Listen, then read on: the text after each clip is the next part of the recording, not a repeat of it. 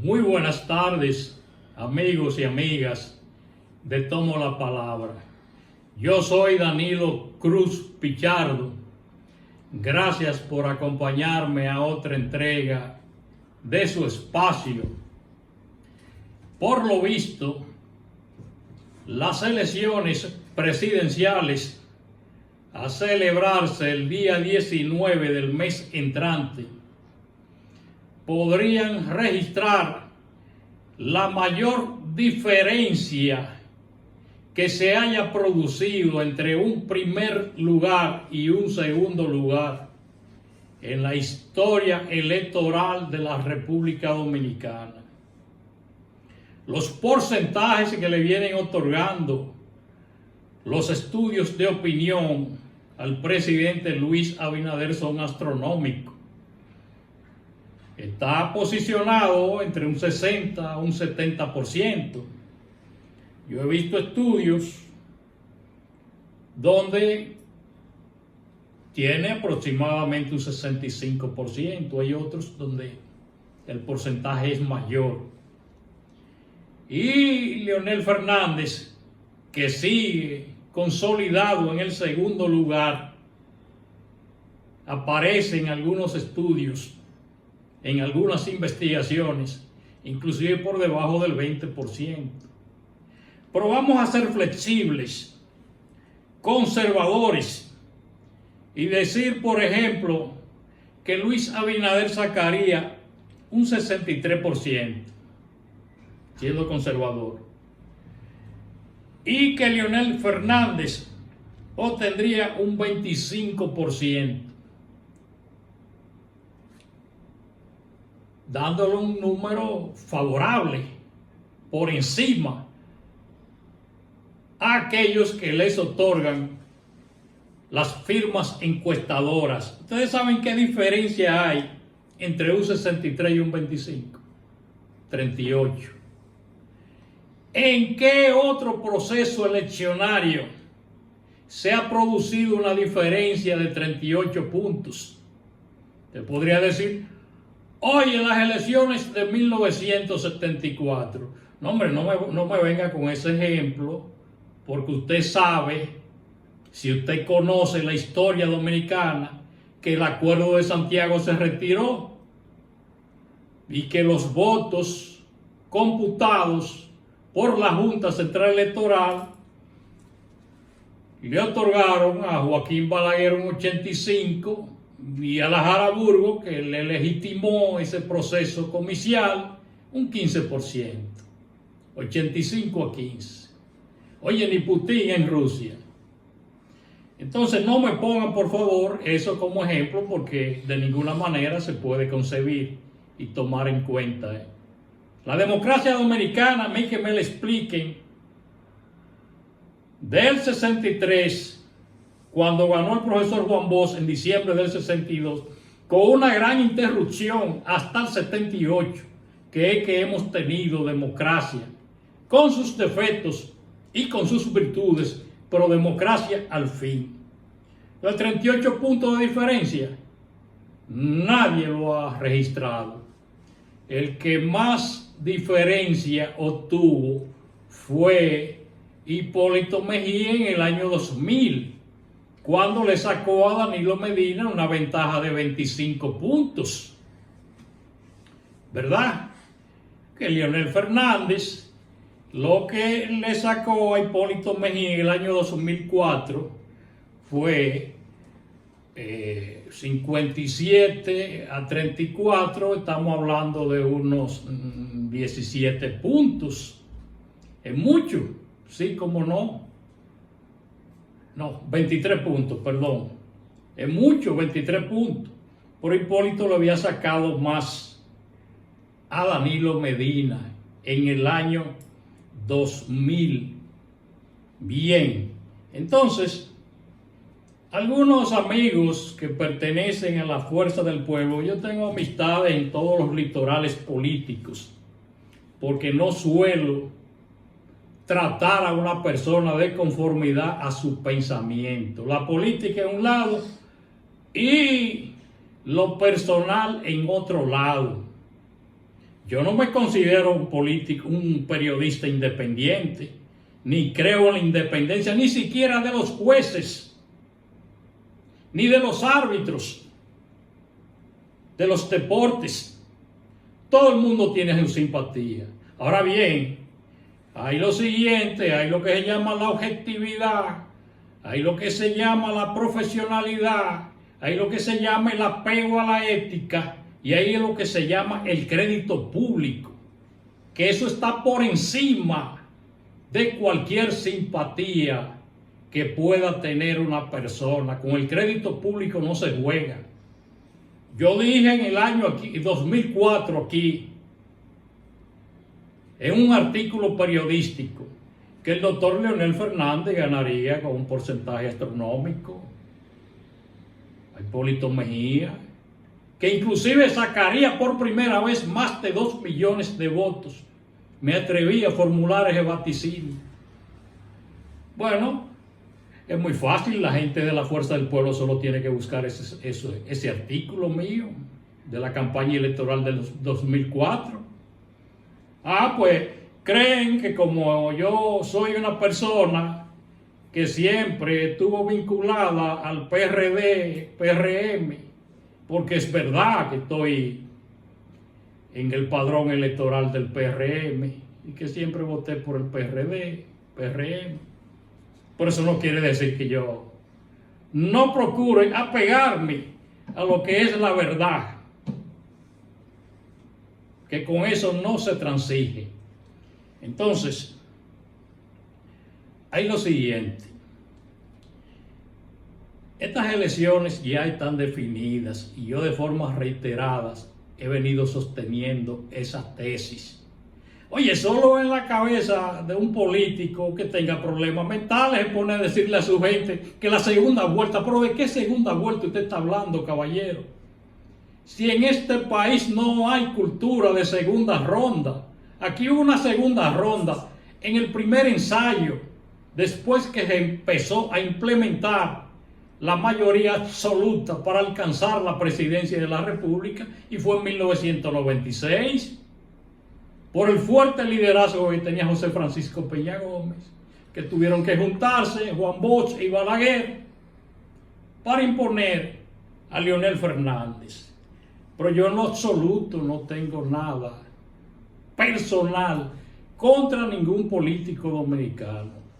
Diferencias políticas sí, pero personal ninguna, Yo soy amigo de Leonel Fernández desde los tiempos en que él impartía docencia en la Universidad Autónoma de Santo Domingo. Tengo una vieja amistad con Luis Abinader.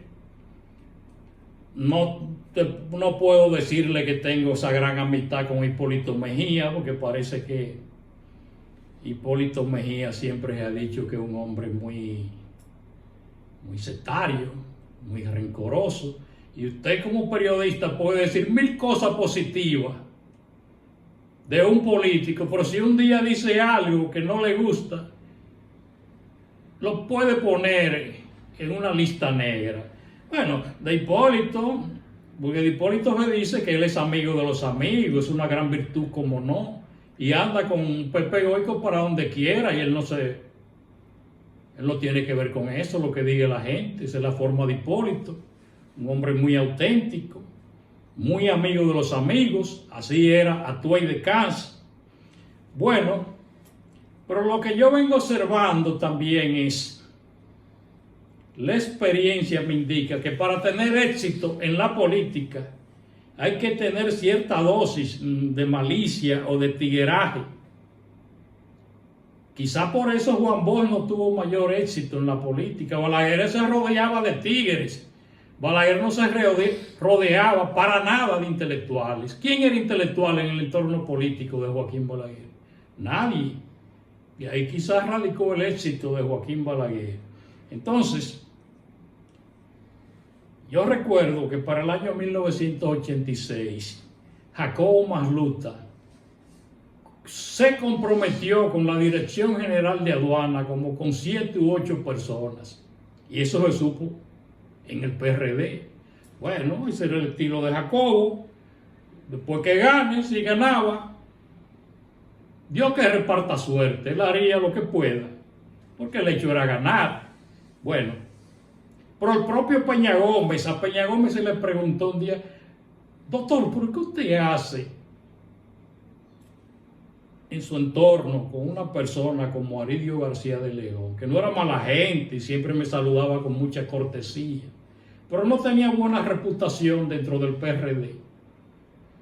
Y la respuesta de Peña Gómez, ¿cuál fue? ¿Y quién me hace el trabajo sucio?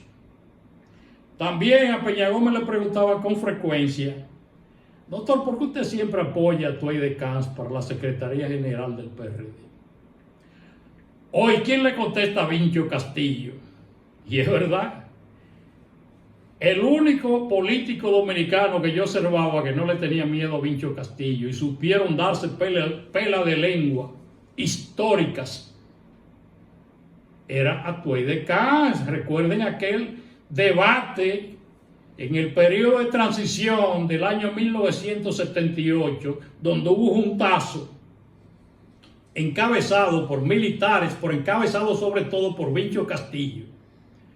Hubo un gacetazo donde se falsificó la Gaceta Oficial y hubo finalmente un fallo histórico, cuando ya era un imposible quedarse en el poder.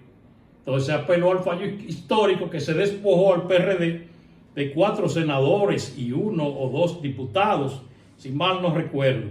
Bueno, pero Tuey de Camps hizo grandes aportes a la política dominicana porque supo edificar debidamente a la población con relación a la historia del doctor Marino Vinicio Castillo.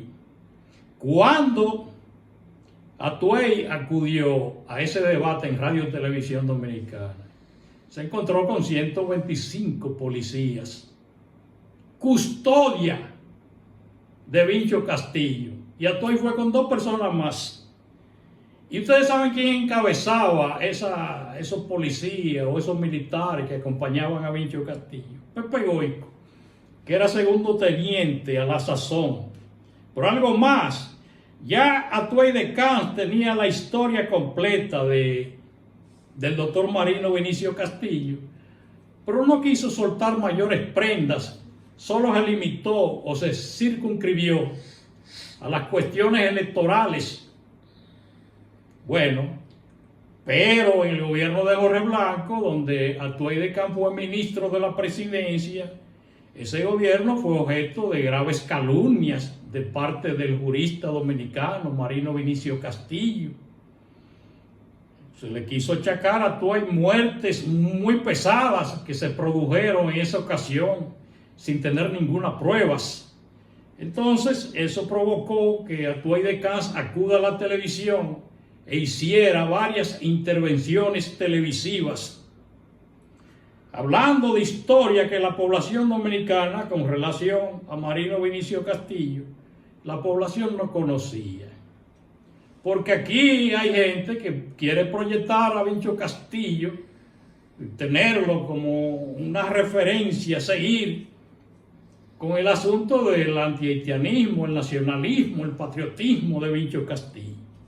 Pero no conocen la verdadera razón, que es que Vincho Castillo, según Tuey de Camps, acudía con regularidad o habitualmente a Haití, y que un 8 de junio del año 1970 él estuvo en un bar donde acudía la élite social de Haití.